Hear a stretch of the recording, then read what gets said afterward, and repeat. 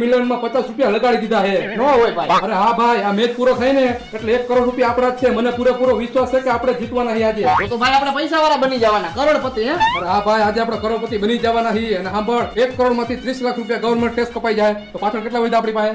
70 લાખ રૂપિયા. 70 લાખ માંથી 40 લાખ રૂપિયા આપણે ધંધામાં રોકતી તો પાછળ કેટલા વધ્યા? 30 લાખ રૂપિયા. અરે વાહ ભાઈ, તારું ગણિત બાકી એક નંબર પાવરફુલ છે હો. અરે પાવરફુલ જ હોય ને, ગણિતમાં આખી નિશાળમાં મારો પહેલો નંબર આવતો હતો. એ બધું મૂક ને ભાઈ, આપણી પાસે 30 લાખ રૂપિયા વધ્યા, 20 લાખ રૂપિયાનું મકાન લેવું અને 10 લાખ રૂપિયા આપણે મોજ મસ્તી હાટું રાખશી. હા ભાઈ, 5 લાખ તારા ને 5 લાખ મારા, બરોબર? જે માગતા છે ને દીદી ફૂલ મોજ મસ્તી કરવા વહી જાય, બરોબર? હાલ હું જોઈ લો ક્યાં પહોંચ્યો મેં જો.